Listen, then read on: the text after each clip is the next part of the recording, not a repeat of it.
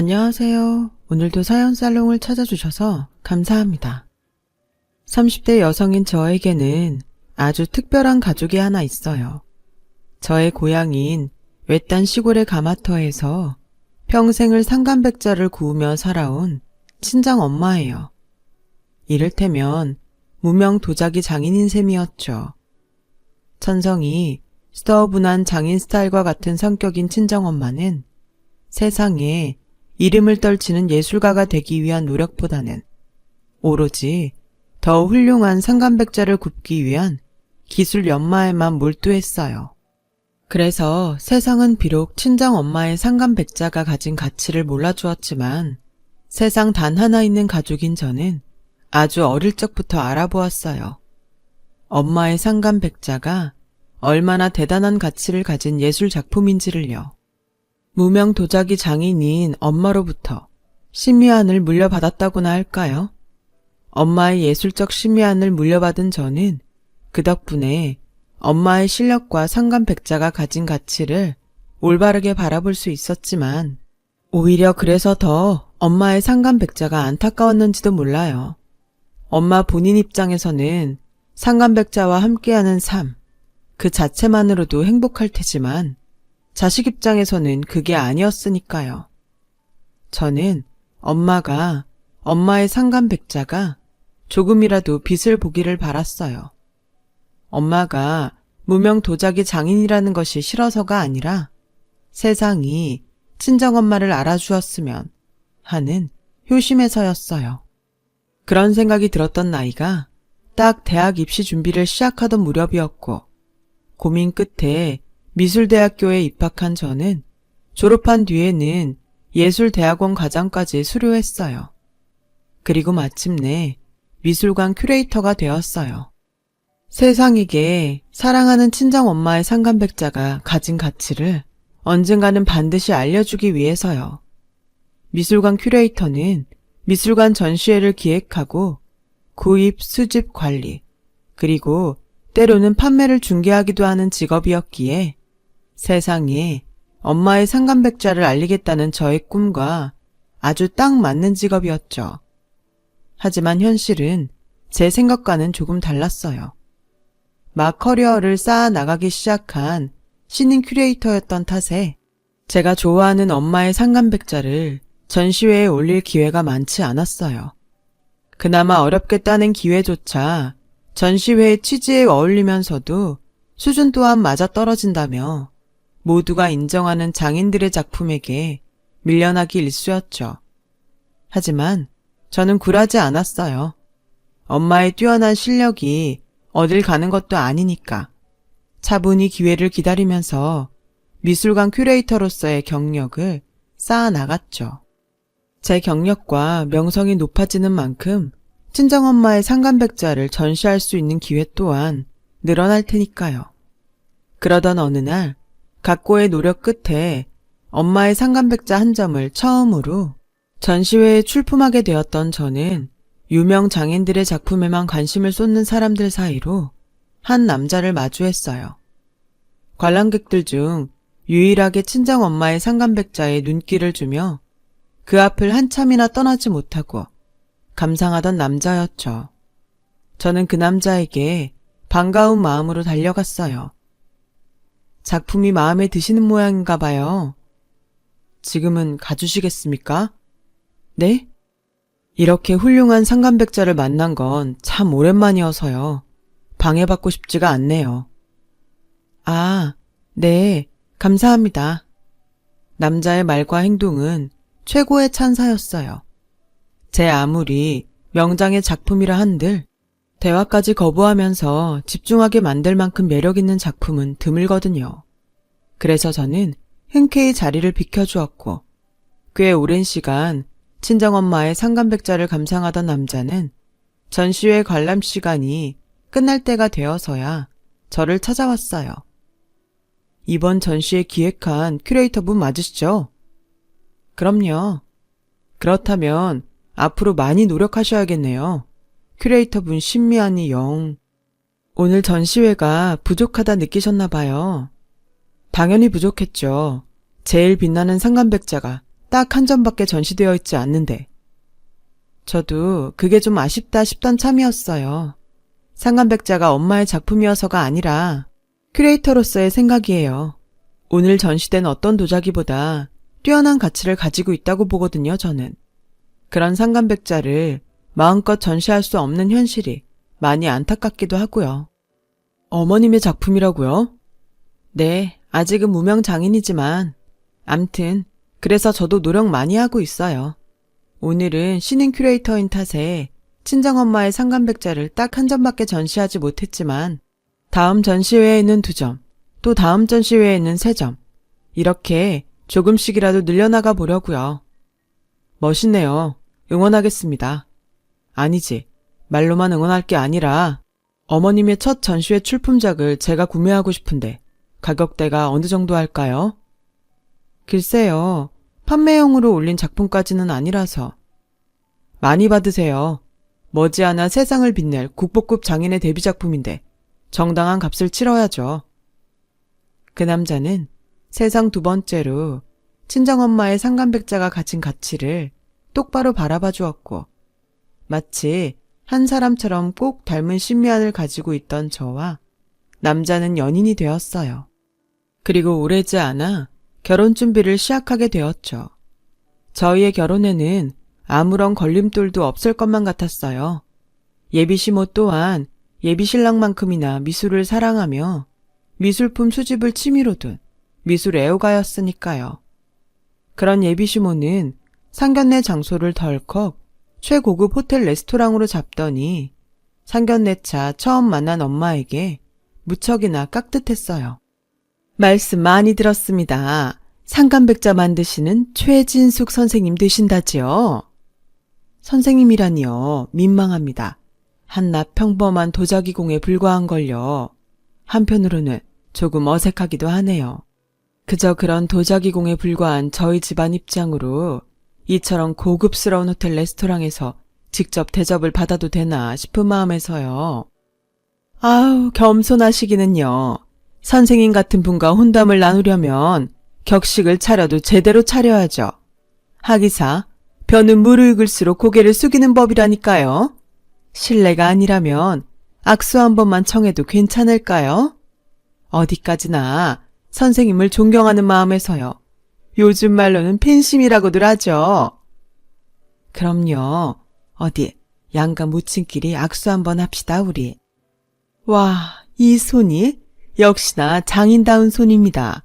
거친 손 마디마디마다 장인의 고뇌와 열정이 담겨 있어요. 2 손을 꼭 부여잡은 친정엄마와 예비시모는 마치 수십 년 만에 재회한 동창들의 모임처럼 화기애애했고 예비시모는 상견례의 시작부터 끝까지 무명 도자기 장인 친정엄마에게 세상 둘도 없는 귀인 대접을 하며 최대한의 예우를 갖추어 대접했어요.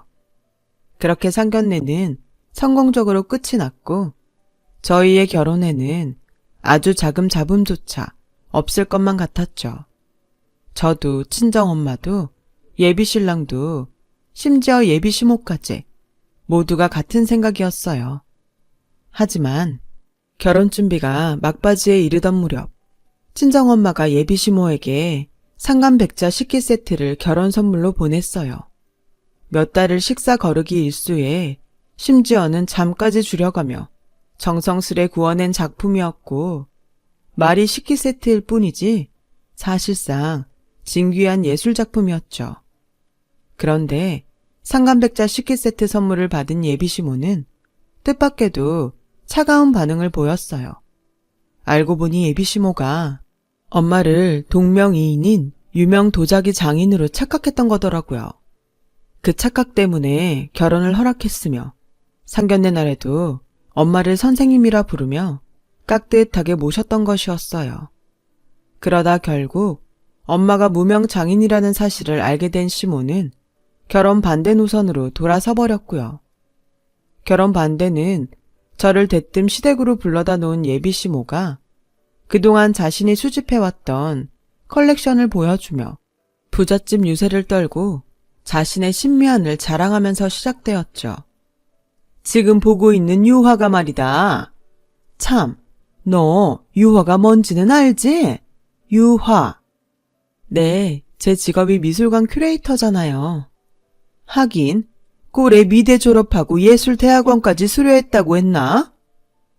꼴에요? 꼬치꼬치 말꼬리 잡지 말고 아무튼 간에 지금 보고 있는 유화가 제임스 클락이라는 최고 유망주 화가 작품인데 말이다. 남들은 웃돈 주고도 못 구하는 물건을 한화로 7천만 원도 넘게 주고 어렵게 구했어요. 어디 그것뿐이겠니? 여기 있는 내 컬렉션들 중에 5천만 원 아래로 깔리는 작품은 한 점도 없어. 글쎄요.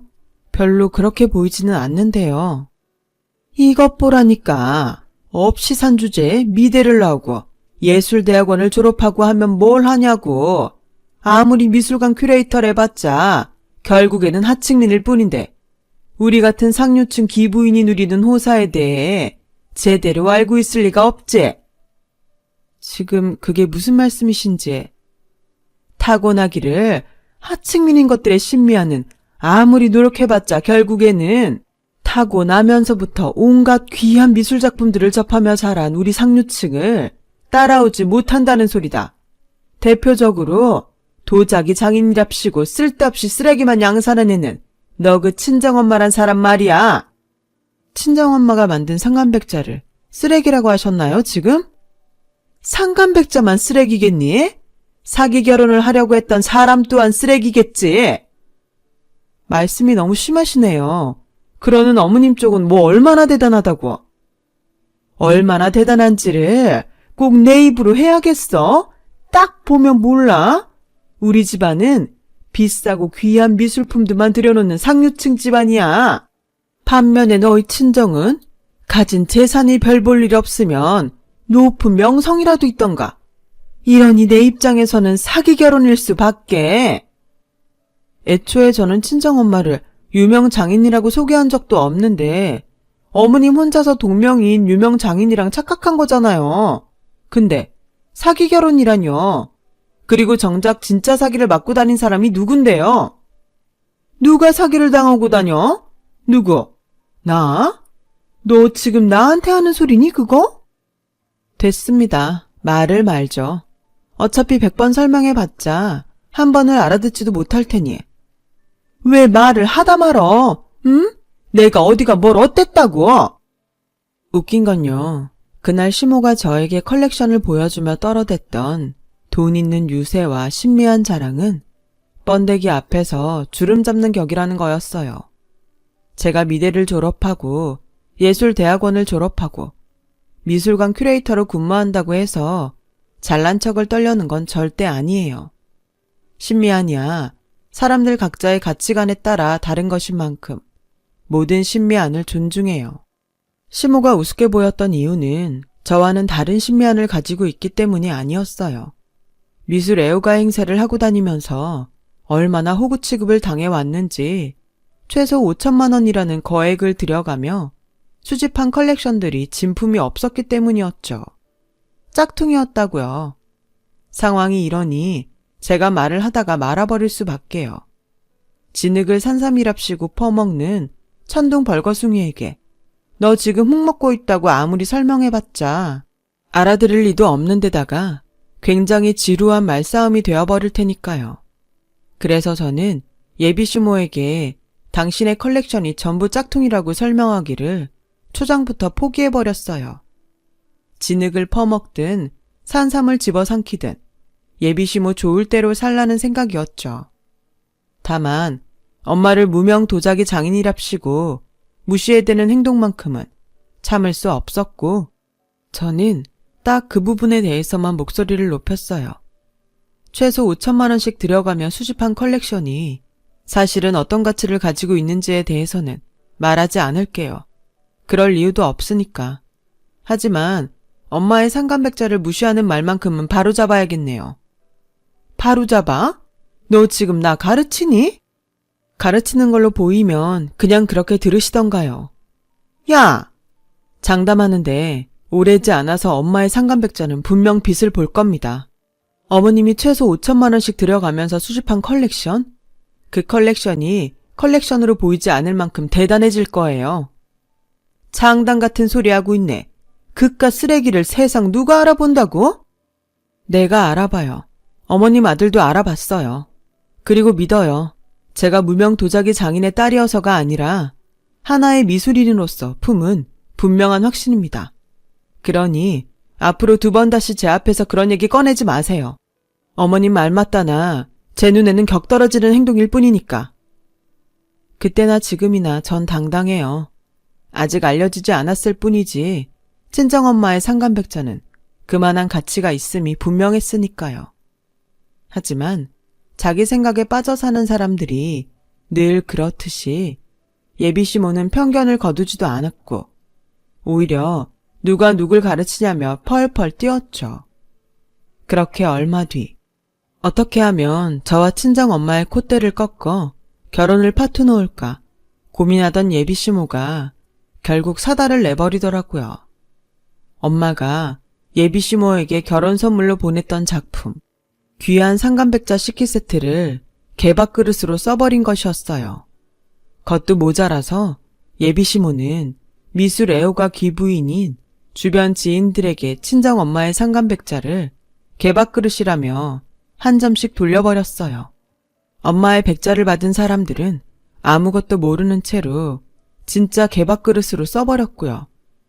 예비신랑을 통해 그 사실을 전해 들은 저는 곧장 시댁으로 쳐들어갔어요. 파혼을 겪어도 좋으니 실추된 엄마의 명예를 되찾기 위해서였죠. 시댁에 도착한 저는 애완견 한 마리가 엄마의 백자에 담긴 개밥을 먹고 있는 장면을 실제로 목격하게 되었고 분노한 저와 예비신랑은 예비시모에게 이게 무슨 짓거리라며 따졌어요. 하지만 예비시모는 오히려 적반하장이더라고요. 왜? 내가 못할 짓이라도 했다던? 그럼 지금 이게 사람이 할 짓인가요? 아무리 파혼에 눈이 멀었어도 그렇지. 딸 자식 아끼는 마음으로 엄마가 잠도 줄이고 식사까지 걸러가며 피땀 흘려 만들어 보낸 작품을 어떻게 개밥그릇으로 쓸 수가 있나요? 그러게 네가 잘난 척을 떨지 않았으면 이럴 일 없잖아. 친작의 파혼을 인정했으면 더더욱 없었을 일이고. 지금 화살을 왜 엉뚱한 저랑 엄마한테 돌려요? 잘못은 품격도 격식도 모르는 당신의 몹쓸 심성이 다 했는데.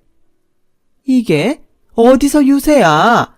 유세를 떨어도 돈 가진 내가 떨어. 잘못 하나 추가하죠.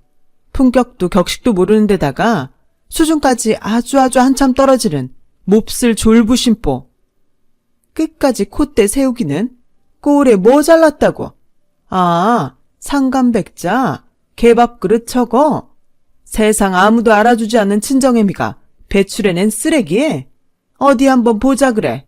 그놈의 상간백자가 얼마나 대단한지. 그렇게 외친 예비시모는 개밥그릇으로 쓰여지고 있던 친정엄마의 상간백자를 제 발 앞에 집어 던졌어요. 쨍그랑 상간백자가 깨지는 소리와 함께 예비시모의 망발이 이어졌죠. 결혼 파투 놓는 대신 개밥그릇 값은 치르겠답시고 제 얼굴에 1,000원짜리 5장을 던지면서 시장바닥 시세로 계산한 것이니 가서 500원 거슬러 와. 그 망발을 듣는 순간 저의 이성은 끊어졌어요. 솔직히 말하자면 너무 큰 충격이었고 이루 말할 수 없는 분노였던 탓에 그 순간의 기억이 없어요. 마치 필름이 끊긴 것처럼요. 그렇게 잠시 제가 정신을 간신히 가다듬었을 때는 예비신랑이 예비시모를 호랑이처럼 쏘아보며 제 발 앞에 박살이 나 있는 상간백자 조각을 하나하나 주워 모으고 있더라고요. 예비신랑은 상간백자 조각을 보물처럼 소중하게 전부 주워 모으고 나서야 저에게 말했어요. 괜찮아. 걱정할 필요도 없고 속상해할 필요도 없어. 왜냐면 장모님 작품의 가치는 겨우 이딴 행피가 깎아내릴 수 있는 작은 가치가 아니니까. 내가 알고 당신이 믿으니까. 사람들이 아직 몰라줄 뿐이지. 4,500원이 아니라 4억 5천만 원이 더 되고도 남을 거야 분명. 당신이랑 내가 그렇게 만들 거고. 그렇지? 예비신랑 덕분에 용기를 얻은 저는 예비시모에게 말했어요. 당신은 역시나 품위도 없고 격식도 모르는 천둥벌거숭이군요. 심지어 수준까지 한참 떨어지는. 이게 어디서 주제도 모르고 지금은 아무리 결혼을 반대하기로 쏘니 한때는 네 CM이 될 뻔했던 사람이야. 주제를 모르는 건 당신이겠죠. 당신에게 당신이 키우는 애완견만큼이라도 예술작품 보는 눈이 있었다면 엄마의 백자가 가진 값어치가 아까워서라도 이런 짓 못 벌일 테니까. 하긴 겨우 그 정도 수준밖에 안 되는 위인이니까 미술 애호가랍시고 호구나 맞고 다니지. 호구? 내 컬렉션이 얼마나 비싼 미술작품들인지 뻔히 봐놓고 그런 말이 나와? 예전에는 아무 소리 못했으면서? 뻔히 봤으니까 하는 소리고요. 진흙을 산삼이랍시고 퍼먹는 수준한테 너 지금 흙 퍼먹고 있다고 설명해봤자 알아듣지도 못할 테니 애초에 설명하기를 포기했을 뿐이고요. 뭐? 진흙이 뭐 어쩌고 어쨌다고? 당신 컬렉션 전부 짝퉁이라고. 짝퉁도 그냥 짝퉁이 아니라 질 한참 떨어지는 모조품. 한눈에 대충 쓱 훑어보는 것만으로도 티가 팍팍 날 만큼. 내 말이 정 의심스러우면 날 잡고 그거 팔 때 같이 있던 감정가 말고 다른 감정가한테 감정 한번 맡겨보든가. 그럼 당신이 얼마나 호구 맞고 다녔는지 금방 깨달을 테니. 근데 그때 가서 후회해도 소용없어요. 오늘 이 자리에서 우리와 당신의 관계는 끝장이 나버렸으니까. 파혼을 해주시겠다? 아이고 듣던 중 반가운 소리네. 이거 고마워서 어쩐다? 사람 말 좀 똑바로 알아듣죠. 끝장난 건 우리랑 당신의 관계야. 나랑 당신의 아들이 결혼이 아니라. 그제야 저와 예비신랑의 말이 의절선언이었음을 알아차린 시모가 불그락 푸르락 한마디 쏘아 붙이라고 하더라고요. 그래서 제가 먼저 말하고 돌아섰습니다. 우리 부부와 우리 엄마는 짝퉁 인생인 당신과는 다른 귀한 진품 인생만을 걸을 거야. 앞날의 꽃길만 가득할 거예요. 그러니 그때 가서 후회하세요. 물론 아무짝에도 소용없는 후회일 테지만. 그 말을 끝으로 저와 예비신랑은 예비시모와의 의절을 단행했고 얼마 뒤 결혼의 꼴이내 부부의 연을 맺었어요. 결혼 직후부터는 저와 남편과 친정엄마는 상감도자기를 세상에 적극적으로 알리기로 의기투합했죠. 엄마는 원래도 반짝이던 실력을 훨씬 아름답게 가꾸었고 저와 남편은 해외 미술관과 수집가들에게 적극적으로 작품을 알리기 시작했어요. 무명 도자기 장인이라는 이유 하나만으로 작품을 무시받지 않기 위해서요. 그로부터 몇 년 뒤 서울에서 있었던 어느 국제도예 전시회가 한창인 현장을 예비시모가 찾아왔어요. 친하게 지내던 미술 애호가 귀부인들과 함께 말이죠. 그들은 최근 해외 수집가들 사이에서 암암리의 최고 인기를 구가한다는 상감백자들과 마주했어요.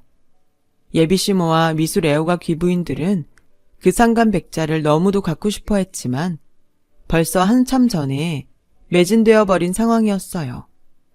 그럼에도 예비시모는 상감백자를 향한 욕심을 거두지 못했어요. 함께 전시회를 방문한 미술 애호가 사모님들 앞에서 체면치레를 제대로 하고 싶었던 모양이었죠. 그래서 예비시모는 상감백자 장인의 다음 작품을 예약이라도 하겠다면서 전시회 기획자와의 만남을 청했지만 쉽지 않은 상황이었어요. 그 도자기 장인의 작품 자체가 극히 적은 탓에 웃돈을 주고도 구매하기 어렵다는 설명만이 돌아올 뿐이었죠. 그럼에도 그 도자기에 욕심을 버리지 못한 예비시모는 내가 누군지 아냐는 겁박과 함께 전시회 기획자와 직접 이야기를 나누겠다며 난동을 부려댔고 작은 실랑이 끝에 만남의 기회를 갖게 된 전시회 기획자가 모습을 드러내는 순간 예비시모는 멍하니 넋을 잃고야 말았어요.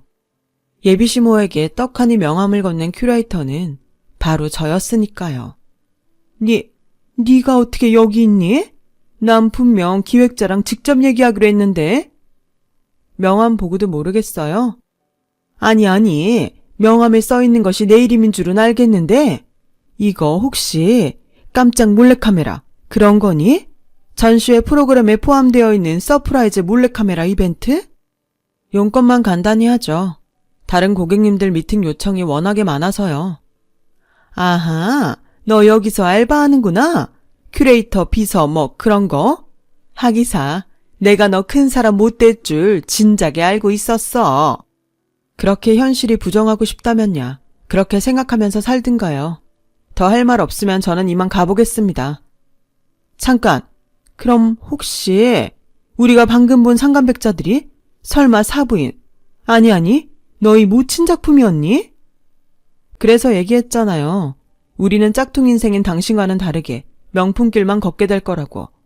우리 부부의 믿음과 친정엄마의 실력은 틀리지 않았어요.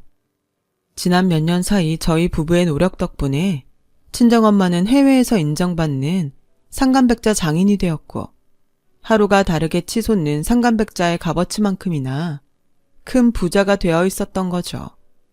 물론 저는 성공한 큐레이터가, 남편은 친정엄마의 매니저가 되어 있었고요.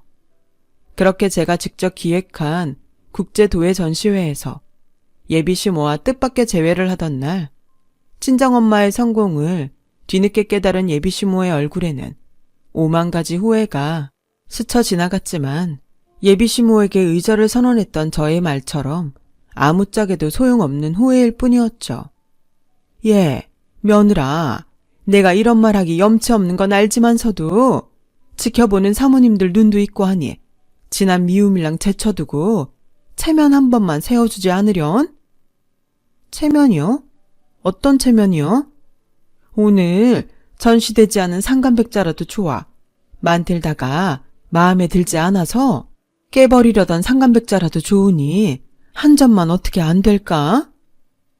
예비시모는 그 사태를 흥미롭게 지켜보고 있는 미술 애호가 사모님들에게 행여 들키기라도 할까 속삭였지만, 그날 저는 예비시모의 과거 행패를 보란듯이 이야기했어요. 글쎄요. 비용이 문제라면 내 기꺼이 웃돈까지 얹어줄 요량도 충분히 있는데, 그쪽 수준에 맞는 작품을 구하려면 여기서 이럴 게 아니라 시장바닥으로 가야 하지 않을까요? 우리 최진숙 선생님 작품들 중 짝퉁이나 사모으는 호구 수준에 맞는 물건은 없는 걸로 아는데요. 시장에서 4,500원에 파는 개밥그릇 같은 건 더더욱 없고요. 너 사람들 보는 앞에서 끝까지? 왜요? 그쪽 지인분들도 알 건 아셔야죠. 그쪽이 개밥그릇으로 쓰게 만들었던 상간백자가 몇 년을 기다려야 한 점 받을까 말까 하는 귀한 작품이었다는 거. 돈이 아무리 많아도 운이 따르지 않으면 구할 수 없을 만큼 진귀한 작품이었다는 거. 목소리 못 낮춰? 왜 이래요? 난 평범한 목소리로 말했을 뿐이고 소리 지르고 있는 건 오히려 그쪽이면서. 맞다. 당신이 최소 5천만 원씩 들어가면서 수집한 컬렉션이 전부 짝퉁이었다는 걸 저 사모님들도 알고들 계시나 모르겠네? 야! 됐고, 친정엄마의 딸이자 대리인으로서 전합니다. 당신한테 판매할 상간백자? 세상에 그런 건 없어요. 말을 마친 저는 콧방귀나 끼며 돌아섰습니다. 예비시모는 바락바락 악을 질러가면서 하층민 주제에 미술에 대해 뭘 아느냐고 잘난 척을 해댔어요. 그래봤자 함께 전시회를 방문한 사모님들 앞에서 스스로 망신살을 더 자처하는 꼴밖에는 안 되었을 뿐이죠. 사모님들은 장인의 귀한 상간백자를 개밥그릇 취급했다는 걸 알게 됐고, 컬렉션이 전부 짝퉁이었다는 사실까지 스스로 까발린 꼴이었던 데다가 행패를 부리고 부린 끝에 마침내는 청왕경찰의 손에 질질 끌려나갔으니까요. 친정엄마는 여전히 세계적인 상간백자 장인으로서의 활약을 이어가고 있어요. 제작 도중 작은 흠집 하나라도 발견되면 즉시 깨버리는 친정엄마의 백자는 무척이나 희귀한 작품이랍니다.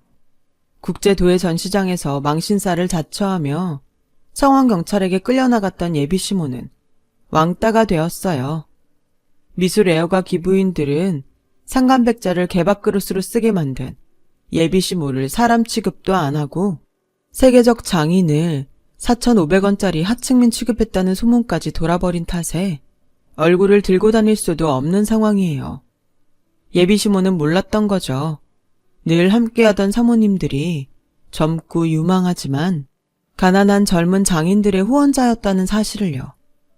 그들은 참되고 진정한 부자였던 것에 반해 예비시모는 그저 돈자랑하기 급급한 졸부에 불과한 셈이었던 거죠. 그런 사모님들과 예비시모 사이에 품격 자체가 다르니 당연히 소외될 수밖에요. 심지어 지금 예비시모는 파산 위기에까지 이르렀다는 풍문이에요. 그 기부인들에게 잘 보이겠답시고 자산까지 헐어가며 값비싼 미술품들을 열심히 수집했는데 그놈의 호구스러운 신미아는 여전한 모양인지 하나같이 짝퉁 사기를 맞은 결과였다나 뭐라나. 그럴만도 해요.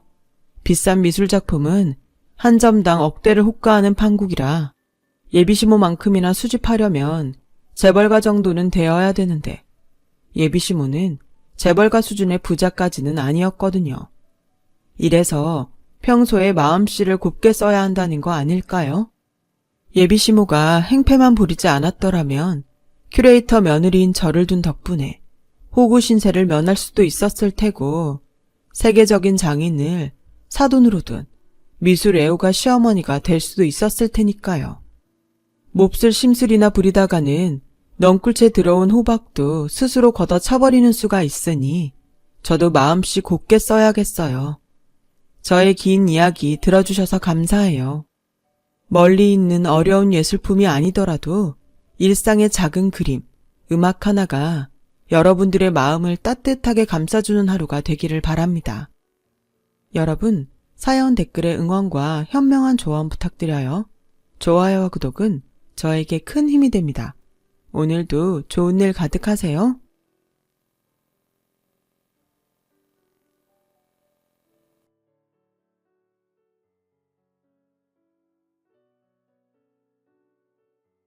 안녕하세요. 오늘도 사연 살롱을 찾아주셔서 감사합니다. 40대 중반의 한 아이 엄마예요. 저는 아주 평범한 가정에서 자랐어요. 아버지는 동네에서 슈퍼를 하셨고 엄마는 가정주부였어요. 학교에서 친구들과도 잘 어울리고 공부도 곧 잘하는 애였죠. 저희 집이 동네 장사를 한다고 부끄럽게 생각해 본 적은 없었어요. 정말 못 살지도 않았고 뭐가 크게 부족하지도 않았거든요. 친구들도 저희 집에 와서 자고 가기도 했고 아빠 가게에서 물건을 사기도 했어요. 그런 평범한 행복 속에서 즐겁게 살았던 것 같아요. 하지만 이런 제 생각을 크게 흔드는 일이 생겼어요. 저는 성적이 좋아서 괜찮은 대학교의 경영학과에 들어갔어요. 하지만 꼭 경영과 관련된 일을 하고 싶다는 마음은 없었기 때문에 취직에 걱정 없을 정도의 성적만 받으면서 부담 없이 대학 생활을 즐겼던 것 같아요. 그러다가 3학년이 되었고 복학한 선배를 알게 됐어요. 그 사람과는 과 모임에서 몇 번 본 게 전부였는데 어느 날 갑자기 데이트 신청을 하더군요. 심주영, 내가 너 지켜봤는데 좀 괜찮은 애인 것 같아. 나 한번 만나보지 않을래? 후회하지는 않을 거야. 선배는 뭘 보고 저를 괜찮다고 하는 거예요? 집안이 딱히 좋은 것 같지도 않은데 별로 기도 안 죽고 공부도 곧 잘하고 스타일도 나쁘지 않아서. 저는 그 말이 어이없기도 했지만 한편으로는 귀엽다는 느낌이 들었어요. 거칠 것 없고 솔직한 것 같았거든요. 그 선배와 만남을 시작했고 4학년 때 취직 준비를 하면서 잠시 헤어졌었어요. 당시 선배가 했던 말이 저를 화나게 하기도 했고요. 넌 다 좋은데 그렇게 먹고 사는 거에 아등바등하는 건 볼품 없어. 집 못 사는 거 티내는 것도 아니고. 우리 집이 뭐가 어떻다고 그래. 우리 괜찮아. 먹고 살만해. 그리고 집이 어떻든 간에 사람이 당연히 살면서 일을 해야지. 에이, 그건 아니지. 우리 과 애들 봐봐. 너처럼 못 사는 애들 몇이나 되나. 너도 말은 안 하지만 솔직히 속으로는 막 기죽고 그러지? 저는 그날로 그 사람과 연락을 끊었어요. 물론 경영학과에 집안 좋은 애들이 많은 건 사실이었지만 저처럼 평범한 애들도 꽤 있었는데 선배 눈에는 안 보였던 것 같아요. 저는 자꾸 그런 걸로 상처를 주는 그 사람과 더 이상 얘기하기 싫었죠. 그런 걸로 말씨름할 만큼 한가하지도 않았거든요. 저는 열심히 취업 준비를 했고 그 결과 좋은 회사의 기획팀에 들어가게 됐어요. 친구들과 가족들 모두 저를 축하해 주었어요. 저와 친한 친구들은 조촐한 파티를 열었는데 그런데 그 파티 자리를 어떻게 알았는지 선배가 왔더라고요. 너 취직도 됐겠다. 이제 좀 한가해졌지? 내가 그동안 많이 봐줬다. 너 이제 연락하면 바로 받아야 돼. 무슨 소리야. 오빠랑 나는 그때 끝났지. 모르겠어? 나를 그렇게 무시하는데 어떻게 만나? 물론 시간도 없었지만 오빠 다시 만날 생각 없어. 오빠가 나한테 어떻게 했는데. 그래도 선배는 계속 저를 찾아왔고 제가 안 받아주자 나중에는 사과를 하더군요. 네가 그렇게까지 심각하게 받아들일 줄 몰랐어. 내가 깊이 생각하고 말하는 타입은 아니잖아. 정말 나쁜 뜻이 있어서 그렇게 말한 건 아니었어. 화 풀어. 나 너 계속 기다렸단 말이야. 그 말에 제 상한 감정은 조금씩 풀리기 시작하더라고요. 선배 말처럼 저를 좋아하는 마음이 크니까 지금까지 기다렸겠다 싶어서 다시 만나게 됐어요. 그렇게 졸업식을 하게 됐고 저는 본격적으로 회사에 다니게 됐죠. 그 사람은 미국 유학 시험 준비를 한다고 학원에 다니며 공부를 계속했어요. 저는 회사 업무에 대해 배울 게 많아서 한동안 제때 퇴근을 못하고 일에만 매달렸어요. 자연히 그 사람을 만나지 못하고 지나갈 때가 많았죠. 그러자 그 사람은 화를 내기 시작하더라고요. 너는 그렇게 일이 좋아? 어떻게 일주일에 하루도 나 만날 시간이 없어? 그러고도 네가 내 여자친구야? 지금은 어쩔 수 없어. 난 신입이고 일 배울 것도 많단 말이야. 시간을 내기 싫은 게 아니라 못 내는 거라고. 라며 설득을 했지만 그 사람은 이해를 못했어요. 그러더니 아예 퇴근 시간부터 회사 앞에 와서 기다리기 시작하더군요. 저는 이게 다 저를 너무 좋아해서 그러는 거라고 생각했죠. 이야기 끝에 일주일에 한 번은 꼭 시간을 내기로 약속했어요. 또 저 때문에 회사 앞까지 오느라 공부에 지장이 가는 것도 싫었고요. 그렇게 만나면서도 저는 막연하게 어쩌면 이 남자가 미국에 가면 헤어질 수도 있다는 생각을 하고 있었어요.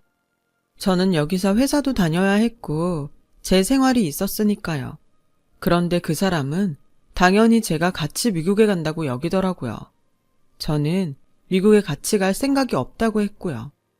그게 무슨 말도 안 되는 소리야. 아니면 내가 널 왜 만나? 너는 정말 이상하다. 그럼 나랑 헤어질 생각을 하고 만난다는 거야? 그거야. 오빠가 미국에 가게 되면 당연히 나랑은 헤어지지 않을까? 그런 마음은 갖고 있다는 거지. 솔직히 미래는 어떻게 될지 모르잖아. 아니야. 당연히 같이 가야지. 너 그렇게 생각했다니 정말 섭섭하다. 그때부터 정말 고민에 빠지게 됐어요. 제 생활을 포기하고 미국에 가는 게 맞는 건가 싶었죠. 친구들 생각은 반반으로 나뉘었어요. 거기 가서 나도 같이 공부를 하면 된다는 의견도 있었고 확신이 없으면 안 가는 게 낫다고 하는 사람들도 있었어요. 부모님은 제가 미국에 갔으면 좋겠다고 하셨어요. 특히 엄마는 그게 저한테 더 좋은 길이라고 생각하셨고요. 네가 몰라서 그러는데 외국에 가서 살다 오는 게 굉장히 큰 이득이라고 하더라. 너 학교 다닐 때도 어학연수 한번 못 갔는데 얼마나 좋은 기회니? 엄마는 네가 여기서 고생하며 회사 다니는 것보다 세상에 나가서 더 많이 보고 편하게 살았으면 좋겠다. 라며 적극적으로 그 남자와의 결혼을 미셨어요. 저도 마음 한구석에 미국에 나가고 싶다는 생각이 있었던 것 같아요. 결국은 그 사람과 함께 미국에 가기로 하고 결혼 준비를 하게 됐죠. 시댁에서는 결혼하고 얼마 안 돼서 미국에 갈 테니 집을 따로 구하는 것보다 같이 사는 게 낫지 않겠냐고 했어요. 시어머니는 상냥해 보이셨지만 어딘가 기가 세 보여서 저는 같이 사는 건 영 마음에 내키지 않았어요. 오빠, 나는 다 좋은데 시댁에서 같이 사는 건 정말 자신 없어. 그리고 미국 가기 전까지는 회사도 다닐 건데 내 마음이 편했으면 좋겠어. 그 정도는 들어줄 수 있잖아. 라고 고집을 했고 결국 저의 뜻대로 작은 집을 구하게 됐어요. 대신 전세금은 제가 다 내기로 했고요. 부모님은 좀 안 내게 하셨지만 저는 제가 편하려고 하는 거니 괜찮다고 했죠. 남자 쪽은 부동산 투자로 돈을 번 집안이었어요. 그래서인지 어떻게든 자식들 학벌을 좋게 만들려고 하는 것 같았죠. 남자의 형과 동서도 좋은 대학을 나와서 유학을 갔다 왔다고 하더라고요. 시어머니는 저도 학벌이 괜찮다며 마음에 들어 하셨어요. 하지만 저희 친정에 대해서는 대놓고 무시하는 말을 많이 하시더라고요. 신혼여행을 마치고 인사하러 간 날도 시어머니는 혹시라도 친정에 뭐 퍼갈 생각하지 마라. 나는 너 하나 보고 이 결혼 허락한 거지. 니네 친정 인정한 적 없다. 니네 친정에도 여기서 한 푼도 못 나가니까 그렇게 하려고 해. 어머니, 저희 친정이 왜 시댁 돈을 달라고 하겠어요. 그럴 일 절대 없어요. 저희 집도 먹고 살 만큼 돈 있고요. 라고 하자 시어머니부터 시아버지, 남편까지 다 피식 웃더군요. 네가 번 돈도 일절 안 된다. 너는 어떻게 생각할지 모르지만 일단 결혼을 했으니 남의 식구 아니냐? 그럼 너한테 뭘 바라면 안 되지. 네 말대로 니네 친정도 먹고 살만하다면 네가 돈 줄 일도 없을 테니까 너도 주의를 좀 했으면 좋겠다. 라며 은근히 비꼬듯 말하는데 속에서 울컥 치밀더라고요. 저는 시댁에 있는 내내 불편한 표정으로 아무 말도 하지 않았고 남편은 눈치 없이 떠들고 먹고 하느라 정신이 없었어요. 집에 돌아와서 시어머니 말이 기분 나빴다고 했더니 남편은 근데 엄마 말이 틀린 건 아니잖아. 그런 걸 뭘 기분 나빠해? 너 그게 다 열등감에서 오는 거야. 인정할 건 그냥 인정해. 그러면 기분 나쁠 게 뭐가 있어? 솔직히 니네 친정 못 사는 거 사실이잖아. 우리 집 못 살지 않아. 오빠네보다는 못해도 어디 가서 기죽을 정도도 아니고. 아니, 오빠도 그렇고 오빠네 식구들은 왜 그렇게 우리 집을 무시하는 거야? 어디가 니네 집이야. 이제 니네 집은 여기지. 그리고 동네 슈퍼 하면서 뭘 그렇게 돈 있다 못 살지 않는데 박박 우겨. 네가 그러니까 더 못 사는 거 티나. 어디 가서 누가 무슨 말을 해도 그러지 좀 마. 나까지 창피하게 만들지 말고. 아니, 이렇게 우습게 알면서 나랑 왜 결혼했어? 나는 그냥 네가 좋으니까 결혼했지. 아까 엄마 말 못 들었어? 너 하나만 봤다고 하잖아. 나도 마찬가지야. 정말이지 저는 신혼여행에서 돌아온 첫날부터 결혼한 걸 후회하게 될지는 꿈에도 몰랐어요. 이렇게까지 저희 친정을 무시할 거라고는 생각도 못했거든요. 시어머니의 간섭은 그걸로 끝이 아니었어요. 어쩌다가 갈비나 전복으로 반찬을 해서 보내시고는 친정 엄마가 왔다 가셨다고 하면 저희 집에 찾아오셔서 반찬 가짓수를 세며 확인을 하셨어요. 전복찜은 왜 개수가 이것밖에 안 되니? 우리 수철이가 이렇게 많이 먹었어? 문어 숙회는 네가 먹은 거야? 니네 친정엄마가 먹고 간 거 아니지? 예, 우리 집 김치는 고급 재료만 들어간 거야. 너 그거 알고 먹어야 된다. 니네 엄마 오셨을 때 김치 싸주면 안 돼? 그건 퍼주는 김치 아니다. 저는 듣다 못해서 결국 한마디 했어요.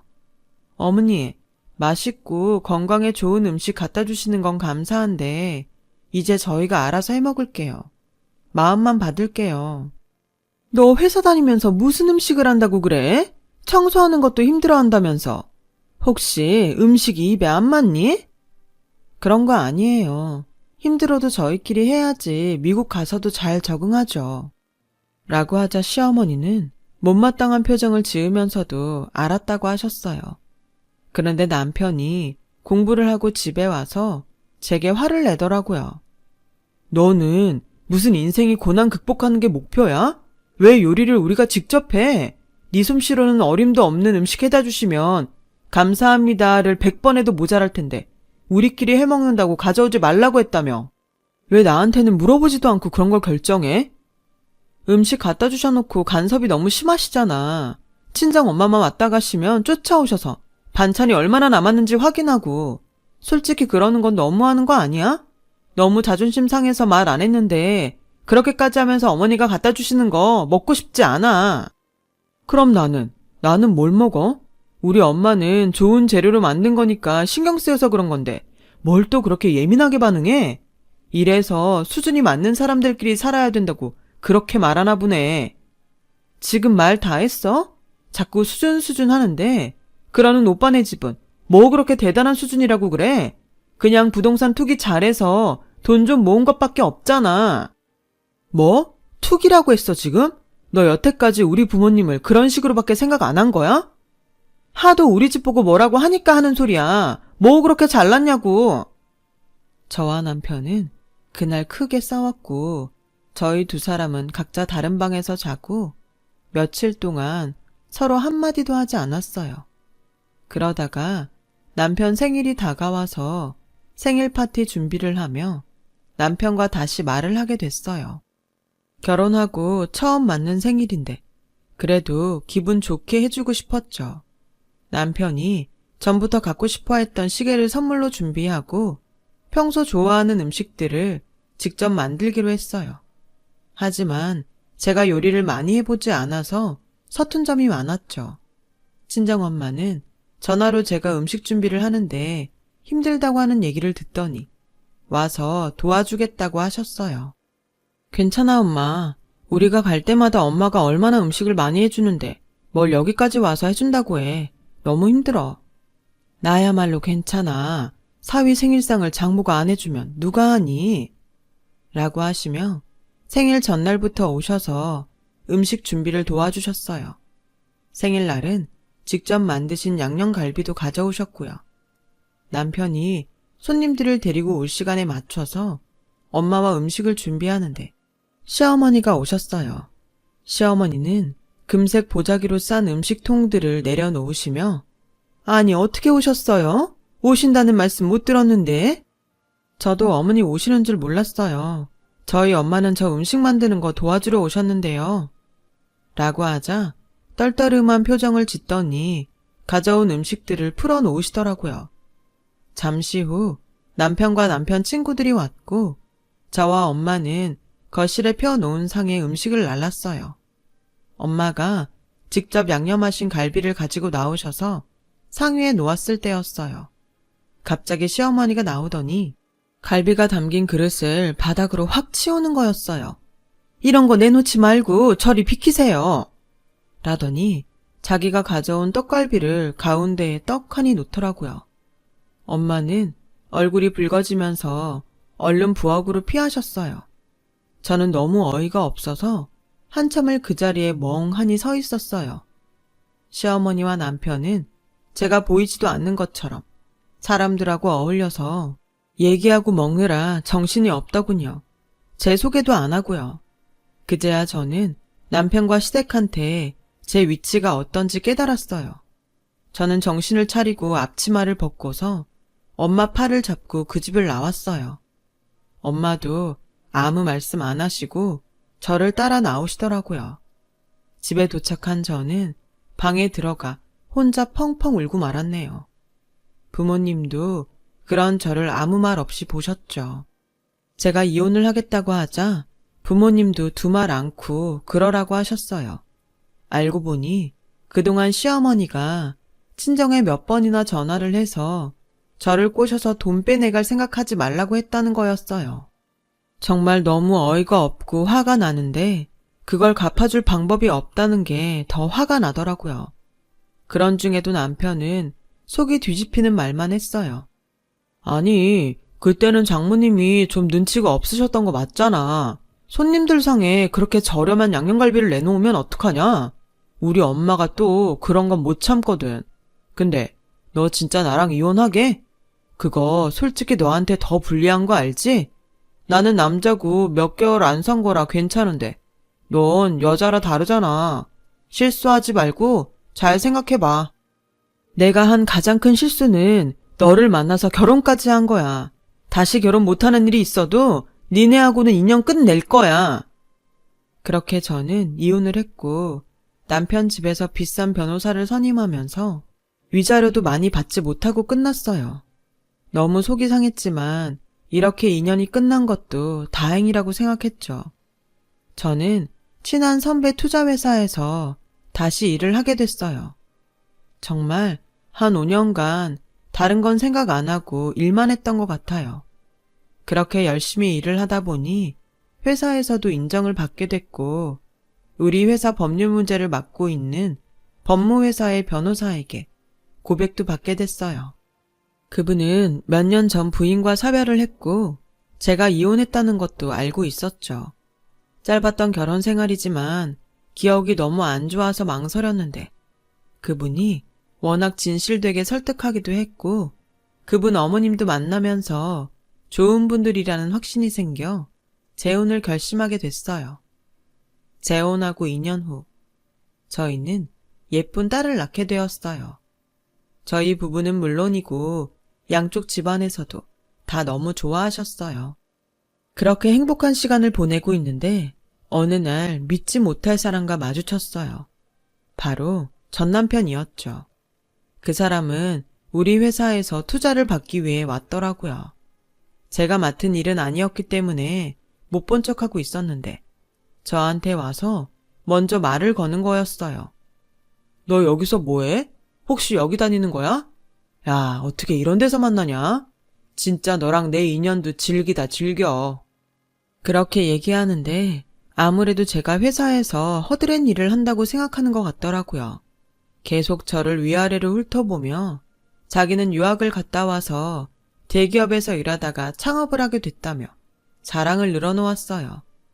저는 한 귀로 듣고 한 귀로 흘리며 제가 할 일에 서류를 챙겼어요. 그때 다른 직원이 저한테 팀장님이라고 하자 전 남편은 놀라서 절 보더군요. 네가 팀장이라고? 어떻게? 쓸데없는 얘기 하실 거면 이만 가주세요. 제가 일 때문에 바쁘거든요. 라며 차갑게 말하고 나왔죠. 그랬더니 다음 날부터 저한테 와서 굉장히 살갑게 구는 거였어요. 저는 그런 전 남편이 너무 속이 보여서 가증스러웠어요. 이보세요, 임준호 씨. 저는 어차피 그쪽 담당이 아니어서 저한테 이래봤자 아무 소용도 없어요. 그리고 저하고 이렇게 친한 척 얘기할 사이는 아니잖아요? 내가 그걸 왜 몰라. 내 담당한테 말 좀 잘해달라는 거지. 이렇게 네가 나랑 서로 돕고 살 수 있는 위치에 있는 것도 다 나 잘 된다는 징조 같아서 좋잖아. 그럼 말도 안 되는 얘기 그만하시고 반말도 하지 마세요. 라며 말씨름을 하는데 남편이 저와 점심을 먹으려고 왔어요. 전 남편은 그 사람을 보더니 굉장히 당황하더군요. 제가 결혼도 안 하고 혼자 할 거라고 생각했나 보더라고요. 전 남편은 그날 이후로 며칠 동안 저를 찾아오지 않았고 이제야 저한테서 떨어져 나갔나 보다 했어요. 그런데 일주일이 지나고 나서 다시 저를 찾아왔더군요. 주영아, 너 팀장이라며? 그럼 내 담당보다 네가 더 높을 텐데 네가 얘기 좀 잘해주라. 나 투자 못 해준다는 통보 받았는데 어떻게 좀 안 될까? 응? 부탁이야. 그건 아예 저희랑 부서가 달라서 제가 얘기할 사항도 아니고요. 찾아오지도 마시라고요. 그래도 부탁은 해볼 수 있잖아. 응? 말이라도 해봐. 그 돈 많은 부모님한테 자금 좀 대달라고 하시지. 왜 저한테 이렇게 매달리세요? 그렇게 수준 높은 척 하시더니 수준 낮은 저한테 왜 이러시는지 모르겠네요. 그렇게 예전 일 갖고 비꼬지만 말고 난 심각하단 말이야. 어떻게 한 사람 인생이 달린 일 가지고 이런 식으로 얘기할 수 있어? 한 사람 인생이 달린 일? 너 말 잘했다. 너는 내 인생, 내 가족을 어떤 취급했는데 니네 엄마는 또 어떻고 돈밖에 없는 집안이 고상한 척하면서 사람 사이에 계급 있는 것처럼 그렇게 차별하고 먹는 거 가지고 치사하게 굴어놓고는 뭐? 나야말로 너 때문에 인생 망칠 뻔했어. 이 쓰레기 같은 인간아. 넌 나한테 그런 말할 자격 없어. 라며 뿌리쳤어요. 원래 자기만 생각하는 사람이라는 건 알고 있었지만 이 정도로 뻔뻔할 줄은 몰랐어요. 그런데 더 가관인 건 퇴근길에 회사 앞에서 시어머니가 기다리고 있는 거였어요. 시어머니는 저를 보자마자 무조건 팔을 잡더니 어디 가서 얘기 좀 하자고 하더군요. 이거 놓으세요. 저는 할 얘기 없어요. 혹시라도 네가 우리 준호 투자 못 받게 한 거면 지금이라도 마음 돌리라고.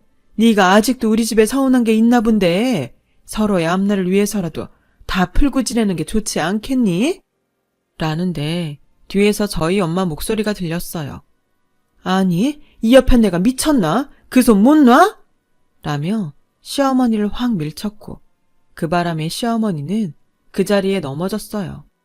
자기 아들이 못난 걸 왜 남의 딸 탓으로 돌려? 내가 이놈의 집구석하고는 다시 상종 안 할 줄 알았는데 이렇게 된 거 잘 됐다. 오늘 아주 끝장을 낼 테니까 어디서 예전에 해먹던 못된 버릇을 여기서 또 해? 라며 엄마가 길길이 화를 냈고 저는 그런 엄마를 진정시키며 시어머니한테 말했어요. 이것 보세요. 댁의 아들 사업 아이템이 부족해서 그런 걸 어쩌라고 그러는 거죠? 그리고 이미 나와 있는 서비스를 새 아이템이랍시고 가져왔으니 투자하지 않기로 결정한 걸로 알고요. 법률 자문 쪽에서도 댁 아들이 따라한 것 같다고 나중에 문제 생길 수도 있다고 했다고요. 뭘 좀 알고 얘기하세요. 그리곤 엄마 손을 잡고 돌아가려는데 시어머니가 제 앞에서 빌더군요. 제발 우리 준호 그거 못하면 이제 희망이 없어. 어떻게 좀 안 될까? 부탁이야. 부탁이에요, 심지영 팀장님. 결국 시어머니는 회사 경비원들에게 붙들려서 끌려 나가고 말았어요. 알고 보니 시댁은 그 후에 부동산 투기로 검찰에 고소를 당했고 재판에서 져서 굉장히 어려운 상태였다고 해요. 전 남편은 잘 다니던 대기업을 나와서 이미 사업한다고 2번이나 망해먹었고요. 어떻게 지인 소개로 저희 회사에 투자를 받으려고 애를 쓴 모양인데 그것도 마지막 검토 단계에서 없던 게 된 거죠. 전 남편과 시어머니는 그 후 몇 번 회사 근처로 찾아왔다가 제 남편이 접근 금지 명령을 받아내겠다고 으름장을 놓자 그 후로 모습을 감췄어요. 들리는 얘기로는 서울에 남았던 걸 모두 정리하고 지방 어디로 내려갔다고 하더라고요. 남이 안 된 걸 잘 됐다고 하는 건 아니지만 저와 제 가족에게 돈 가지고 그렇게 모욕을 줬던 사람들이 돈 때문에 모두 잃은 걸 보니 자기가 한 대로 돌려받는 게 맞다는 생각이 들었어요. 저는 그렇게 살지 말아야겠다고 한 번 더 결심하게 됐죠. 그 일이 있은 지도 벌써 5, 6년쯤 전이네요. 저는 제 남편과 잘 살고 있고요. 지금은 회사를 관두고 딸아이 교육에 더 신경 쓰고 있어요. 친정 부모님들도 잘 계시고요. 이런 시간을 보내려고 젊을 때 그 고생을 한 건가 싶습니다. 제 얘기는 여기까지예요. 들어주신 모든 분들 감사드리고요. 다들 행복하시고 건강하길 빌게요. 좋은 하루 되세요. 여러분, 사연 댓글에 응원과 현명한 조언 부탁드려요. 좋아요와 구독은 저에게 큰 힘이 됩니다. 오늘도 좋은 일 가득하세요.